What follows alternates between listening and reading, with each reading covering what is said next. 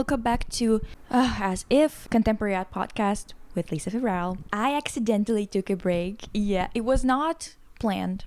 And it wasn't planned because I did not expect my computer to just completely give up on me. Same with my headphones. For some reason, all of my technology broke within a week. I mean, it's been breaking in the process of breaking for a while now, but I just didn't expect it to give out at the same time. In any case, another thing is that if you're watching this, you know that I'm wearing a beret and I'm wearing a little shawl and I'm basically going full babushka core today because it's cold. Okay, it's cold. I need to do something about this. So let's start with music today, okay? So the reason why I want to start with music is because Red Velvet came back, and if you're not a fan of Red Velvet or you don't know about them, I would recommend you check them out if you like really intricate productions, if you enjoy either hyperpop or R&B, and I know that those two are very different, okay? I understand that, but Red Velvet does a really wide variety of genres, and I feel like you guys might like them if you don't like them already, because they just got it going on. Their concepts, they always hit every single time. It's crazy. It's genuinely insane. I think that there were a lot of people who maybe they didn't like their comeback, this latest release. I think that people liked it, but I've also seen people complaining about it or saying that it's boring, and I don't think that it's boring, okay? I think that this is actually perfect because the album is called Chill Kill. The title track is also Chill Kill. They were supposed to release their second track on the album, Knock Knock Who's There, as their lead single, but they decided to go with Chill Kill when they heard the song. And honestly, I understand why, because even though to me a lot of the songs on this album are really good, all the other songs on the album are way too straightforward to be a good title track for them. I mean, I think that maybe they can come back with a repackage and do a little R&B number. I would absolutely love that, because my favorite song and favorite music video, everything by them, is actually Automatic. And there's a lot of people who don't think that Automatic is a title track. It is. I don't give a fuck. It came out at the same time as Ice Cream Cake, and it got its own version of the album and whatever. I think it was a double title album, so don't come for me. I think it's a title track. Anyway, I think that you should check it out if you haven't, because yes, I'm going to talk about the songs right now. I'm sorry if you're not a fan of them. I'm sorry, but you should get into them because first and foremost, the concept for this album is great. The girlies oftentimes have some kind of twist in their concepts. Sometimes you get a really bright concept, but then there would be something weirdly sinister going on. For example, they have this song called Cookie Jar, and it's a song that was made for the Japanese debut, I think. So it was made for a very bright market, I guess. They were going for more of a cute thing, but at the same time, in the video, they're making a bunch of desserts or whatever, and then it turns out that all of the desserts are made with really gross shit, like buttons and shoelaces, and there's a bunch of ants and other insects crawling on it. Very much Picnic at the Hanging Rock. Is that the name of the film? I can't remember, but it had the same kind of imagery of ants running around cakes or whatever the fuck. A little bit creepy sometimes, but it's my favorite type of creepy, which is when the feminine horror is explored, which is the juxtaposition between something cute, something feminine, and at the same time something grotesque. I was talking about that before in my Sonmi video essay, where I talked about her music videos and how she explores all that kind of stuff in her visuals and her music, and I really love that shit. And I think that honestly, Red Velvet killed with this comeback. The visuals are crazy. I don't know if you know this photographer, but his name is Chagusok, and he creates such great photographs. It's absolutely insane. You should check him out on Instagram or something. I think that you're gonna love it, because it's a little creepy again, or a little gross sometimes, just a little bit. But in general, it's just it's gorgeous.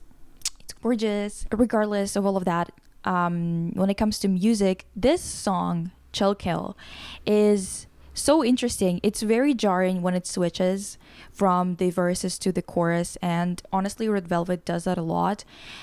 But with this song, I honestly got very accustomed to that. After a few listens, it really works for me. And I also really love that it conceptually makes a lot of sense. So, for example, the whole topic of the song or the concept for the comeback is bright tragedy or hopeful tragedy, and experiencing something good while in the midst of something extremely bad. And I think that they did such a good job with a lot of the visuals. So for example, one of the visuals that they were using a lot was butterfly. That one is a little bit on the nose in the sense of like everyone knowing that butterflies are usually involved in the ideas of reincarnation and starting anew and all of that kind of stuff. So it usually is also a little bit sinister. So the music also does the same thing. The verses are quite dark and more R&B and with a heavy bass. I would say R&B in terms of like the delivery of vocals.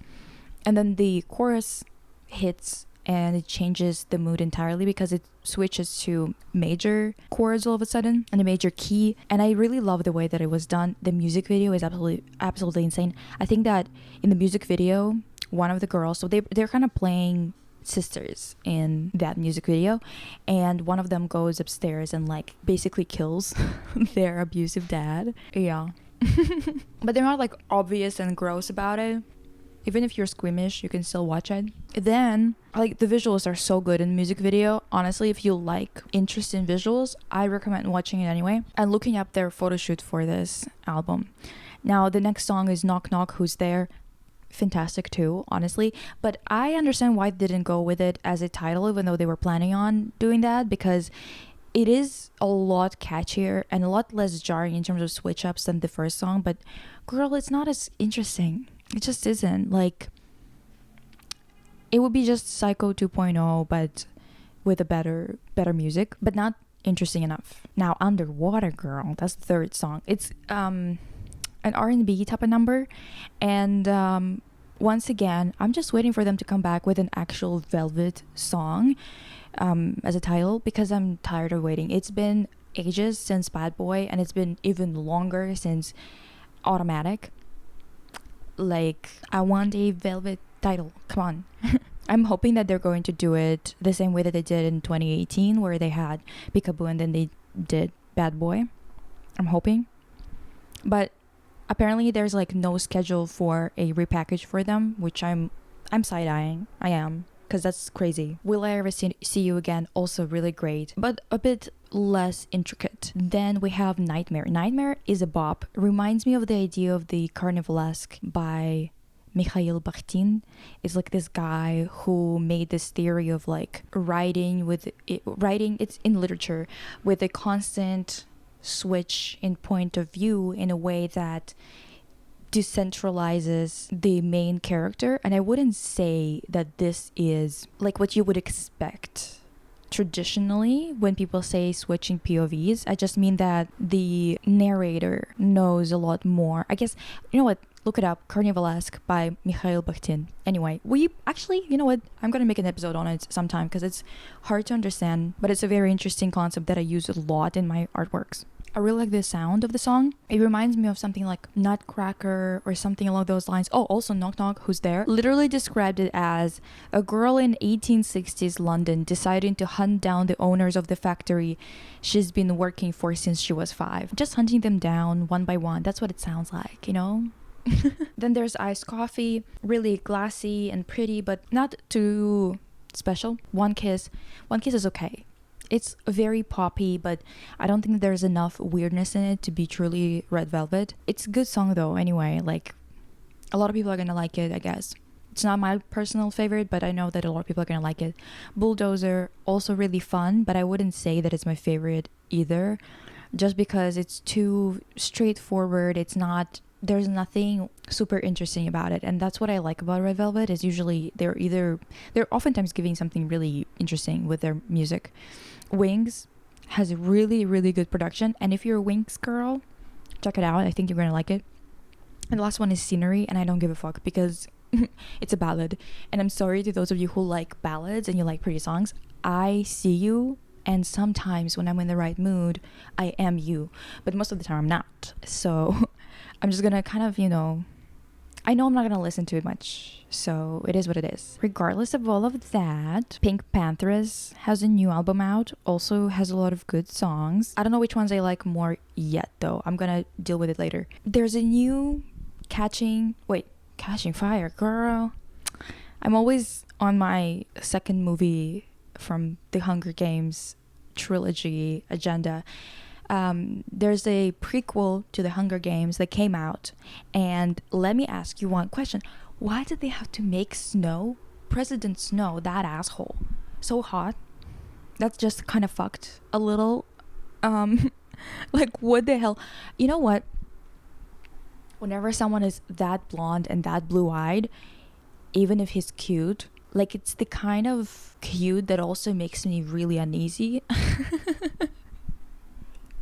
And like, I do have blonde, blue-eyed family members, not that blonde of course, but still, and I'm still unsettled. Like, it's just, especially when they're wearing the uniform, girl, I do not like a man in a uniform. I am the last person who's gonna like a man in a uniform. They make me feel so uneasy. They make me feel on edge. They make me feel like the worst things are about to happen. The worst atrocities you're going to see are about to happen. I avoid men in uniform like the plague. Genuinely. Even firemen, bitch. Like, that's how nervous it makes me. Like, I really just don't like it. But why is he sexy? If evil, why sexy? That's just not right. It just isn't. I don't know what to tell you. Also, about that, even when you watch the trailer, you're gonna see like this huge mural in one of the scenes where the train is kind of coming to the capital, and there's like the mural is very much like Soviet type of imagery, and I just never understood how a lot of these like Western production teams genuinely make a film about a political structure that literally has one city, that like one place that sucks up all the money, all the resources into it, while making everyone else starve, who actually produce value, who are actual workers. And then they look at that and they go, this dystopian situation, this political setup, that sounds like, do they ever have they read books? Any books? Actually, no, not any books, because there's so much bullshit that's in books now. Not even now, ever, because anyone can publish a book. But have they ever learned anything before going into this production and stuff like that? Like, I just genuinely never understood that, specifically about movies like this, because they always take this imagery that they try to like take brutalism, and they try to take the designs of the old cars or the murals and artworks and propaganda posters or whatever the fuck, and every single time they do it for political structures that closely resemble their own. I just don't get it. Like, do you not see the parallel that is being created? Do you not see that politically that doesn't make any fucking sense? Like, I genuinely don't understand. Every time I see it, I'm like, okay, so we skipped international politics. We skipped philosophy classes. University was spent with our ears and eyes closed. We only listened to annoying ass 60-year-old men, white men in North America when we were in class. We only listened to them, because that's the only way you could still think that and not feel like a goddamn idiot. Sometimes it's just like really frustrating to talk to people about things in general, because you're just kind of realizing that they don't know the basics, and it's things that are not like speculative, even facts, simple facts. Because the thing is, like, obviously there's things that can be modified in history, whatever. I'm not talking about history. I'm talking about what the basis of the binary of political and economic structures is, and what left and right means. It's like they have this skewed idea for some fucking reason. I don't know, girl. It's like, it's really weird. If you're European, or you are from anywhere else in the world but like North America, and you moved here, for example, you probably feel so weird, because their whole like idea of politics, unless you're talking to somebody who studies it and not far right, they just for some reason don't know the difference, don't know where anything is on the political spectrum. It's fucking ridiculous. Anyway, how did we end up here when I just wanted to talk about the character of Snow, the actor being hot? How did we get here? I don't know. Every day I try to be more lighthearted. I'm trying to make content that will make people feel better. And every single day I end up here. How? I don't know. The life of a working class person, I guess, will bring you here. Oh, by the way, that reminds me. So this TikTok fucking, you know what, pissed me off to no end. It was basically this like podcast with these people who are in there. I believe the youngest people in that room are probably 30 something, and then there's like a dude who's like 50, and they were talking about that girl who was complaining about not having time, and that she is spending a lot of time on transit, and that technically speaking she does not have any time for life. It's just work. And they are going in on her. They're like, well, welcome to real life, kiddo. You should create your own opportunities. You should create your own jobs. And it's like, okay, not everyone can be kicking dicks all day. Is that a saying in English? That might not be a saying in English. If it's not, girl, I'm sorry, but we're gonna start saying it. We're gonna make it a thing. Not everyone has time to just kick dicks around all day. Just saying. Just letting you know, because it's like those people are genuinely from like a parallel universe or something. I mean, like they clearly they are the type of people who did not work actual jobs, even office jobs, let alone a customer service job or, you know, retail or something. Like they haven't even worked a cushiony office job that's all like already annoying because it's 9 to 5 and there's transit and other shit like that, right? And that girl who's talking about this, she's right. Because for how on the fuck of the earth are we in our 20s not able to even socialize at all? And then they're complaining that the birth rates are dropping. Oh my god, people are not dating. What the fuck did you think was gonna happen? If you make it that difficult to just survive, you think people are gonna have the energy, the money to get out? There's no third spaces that don't require money and quite a bit of it to be there and to be surrounded by people who are in your age bracket. Like, put two and two together. It's so fucking annoying when people are so dumb. There is a limit to how dumb you could be without pissing people off and without making their day worse. That's why education is important, girl, because there is a limit. There is a limit to how much people can handle. Another thing I wanted to talk about, which was actually going to be the main topic of this podcast today, is the fact that we need critics, art critics, culture critics, and why we need them, honestly. And I don't mean people who are just like screaming about things being good or bad without having any affection for the type of medium, art that they're talking about.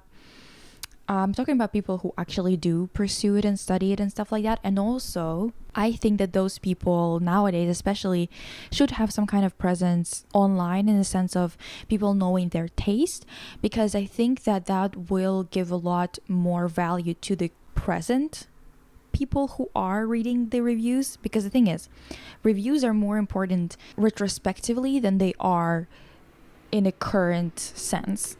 Things that are going to be popular because people like them or because it's like entertainment that is either good or it's lowest denominator kind of entertainment that will appeal to more people, regardless of which one it is, it's going to garner a certain amount of buzz just based on who's in the movie, how it's being marketed, who wrote it. Yes, there are some things like quality affecting it to some degree, but most of the time it's all about the way that it was pushed, you know. So critics and their writing, their think pieces are more important retrospectively. That's why you should be thinking more about what you actually think about this as a piece of work within the industry that it was produced in, whether it's in an industry or an art form, rather than how you want to be perceived as a critic and who you want to think that you're cool or something, because that's what I think is happening oftentimes with a lot of critics nowadays, at least. And I think that it was the same before. It's just I can't say for sure because I did not witness them working. I did not live for hundreds of years to tell you for sure. So I'm just gonna say that currently that's what the critics are doing, is that oftentimes there's some pieces, especially about popular media, that is enjoyed by girls, that are definitely written for just contemporaries to feel a certain way about. That's what oftentimes happened with either bands like One Direction or anything that was specifically enjoyed by the younger demographic and especially the female demographic. I have noticed that a lot with Bratz, for example, and that's why actually it came to mind for me, because a couple of days ago I saw, maybe it was even yesterday, I saw this guy who made a video about Bratz, and like all of his opinions were genuinely just like his impressions of what other people were saying his entire life. Did not do any research or anything, just like piled a bunch of shit on the franchise of Bratz in general, being like, they're bratty, they go to clubs, they're this, they're that. And as I said before in my Bratz video, I did not see anything even remotely risky in that series, even though I was expecting to, because there was just so much fuss about it that I just genuinely thought there was going to be something. Anyway, so that whole review was definitely more about him being perceived in a certain way by people, and not about what the actual work he's talking about is like.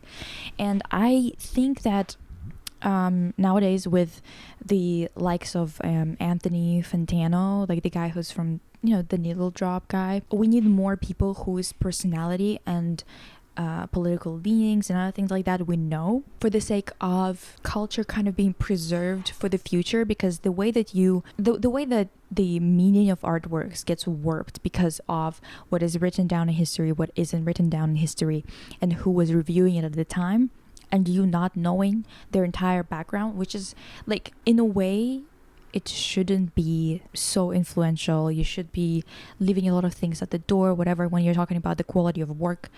But I don't think that it's possible. I don't think that it's possible to be unbiased. And it would have been a lot better if a lot of the critics had some sort of a reputation in a sense of their like political leanings and stuff like that, because it's sometimes really difficult to figure out whether someone was writing something that was even of value about someone's work because they were biased against the group of people that the artists belong to. We really need really good critics, not people who are just good at analyzing media, but people who know art and history of the medium they're talking about, and also know how it like fits into culture, and not just like North American culture, all over the place, more like. Because now that I think about it, even things like the dystopian films of 2010s would be really hard to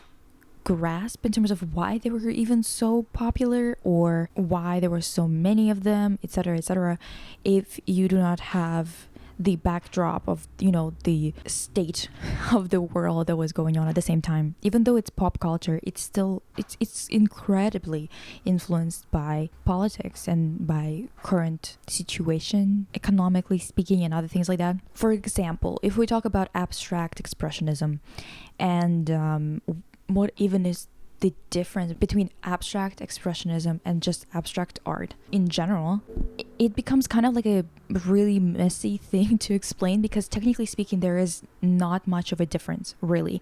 The difference was manufactured for the sake of marketing, and abstract expressionism was a very big tactic of the time to make the American art kind of associate with freedom and all of this kind of individualistic ideals and stuff like that. And when there were a lot of critics who were writing massive papers about current artists or their works, you would oftentimes not think, especially in university, when we were reading those, we would never talk about the people who wrote those papers as in who they were, and especially in terms of their work, right? What did they tend to write about people? Did they tend to be more harsh on technical skills, or did they not give a flying fuck? You know, there's a lot of critics who genuinely do not care, if we talk about music, for example, about having vocals on a track that have the biggest range,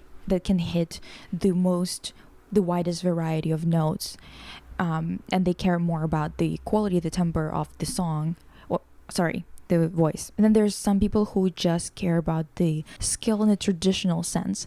Not that, for example, a person knows how to sing, but uses the voice in a very deliberate way to portray a specific emotion or to conceptually fit the project. And they genuinely don't care about that. They need the vocals to be displayed at their max capacity, like all the time, 24/7. So there's different types of approaches to it, and I feel like now at least we know more about the critics that write all of these think pieces. You know, we can determine based on their demeanor and who they are as people and what they've said before about artworks that we are familiar with, to determine whether their opinion is in any shape or form biased in that particular moment or with that particular artist, etc. I genuinely am glad that that's kind of more accessible now. You can just go to someone's Twitter and see what they've tweeted in the past like couple of days, or what their likes are like, and it would give you a bit of an idea whether they are the right person to talk about this, or they're completely unrelated to the experience at hand that's being discussed in this artwork, for example, where their opinion is not that important, not needed, and not that interesting in general. So yeah, critics are really important, and I wish we had more of them, like Anthony Fantano, in a sense of like having a lot of influence and at the same time being independent, not relying on a whole publication to support them, in a sense of, you know, oftentimes a lot of publications kind of have a certain approach to things, I guess, where like people are a little bit more harsh just because they're writing for a certain publication, or they start writing in a bit of a different style than what they would want to deliver information in. Because we have quite a few people who do comment on things that happen culturally speaking. So for example, like that podcast that ripped into that girl even though she was right about what she was talking about, specifically, you know, work conditions for the working class or for middle class, whatever the hell. But when it comes to art, oftentimes it is still kind of I guess it's oftentimes boring reading about it. Like I buy art magazines. I had a subscription to one of them, for example, and I was getting it for a whole year, and a lot of the critiques would even bore me, even though that's my area of expertise. Like when I read it, I did not have to look up shit or anything, you know. It's not like a type of writing that required a lot of looking up of information for me, because I just kind of already knew what they were referencing. And even then, Hopa is ripping up a piece of paper, and even then I was still bored, which is just not a good sign. If your target demographic is bored, how are you going to get more people interested? Or I don't know, I feel like it should be a little bit more spicy. Maybe people should say things sometimes that are not 100% right, but at the same time still put in effort into it, because I feel like there's a lot of people who claim to be critics when in reality they don't do any research or anything like that. It's okay to have an opinion that might age poorly if you've done your due diligence, and maybe you're gonna change your mind in 20 years or whatever the fuck, you know. But it's really strange to constantly see people speaking on things out of turn in a way where they did not put any work into understanding what the hell they're even talking about, or whether their opinion is in any shape or form within what is considered to be constructive, I guess. Anyway, we need more critics. Red Velvet has an amazing album out. Go check out their music, especially their Velvet B-sides. Like, find a Velvet playlist. It's usually just literally called like Red Velvet's Velvet playlist or whatever. You are not gonna regret it if you like R&B or like sultry type of sounds. President Snow is too hot, sexy, cool. Don't understand why. Like, so fine, it's stupid. And I am still working on Witch. Girl, it's killing me. I'm not gonna lie to you. It's moving so slowly because there's just so many, like, every time I try to explain a plot hole, I have to bring up so much shit to explain it because they reference it multiple times and they get it wrong every single time, and it's just kind of like, okay, what are we doing here, you know? And second of all, I am excited because at least there's going to be something fun coming up where I will react to some of the iconic movies that are so fun to watch as an adult because they're just so like fascinating, so camp in the best way possible. So movies like Barbie as the Princess and the Pauper, and I actually put up a voting thing on my main channel if you want to vote basically the order in which I'm going to react to those movies, because there's one Bratz movie, one My Scene movie, and one Barbie movie. I think the order is going to be Barbie, Bratz, My Scene, but I'm going to react to all of them while I'm working on a big project, because it's just, at least there's not a lot of research, there's just preparation in terms of like how I want it to be filmed, and also it's just fun. I think that we have a lot of fun in those videos, even though they might not get the most views. I feel like we're enjoying ourselves, so I'm gonna continue doing them. Thank you for listening, thank you for watching, whichever you're doing. Ask me if you have any questions about art that no one answered before, and I will answer them in this podcast. It's been nice chatting with you. I'll see you next week, I promise. Bye.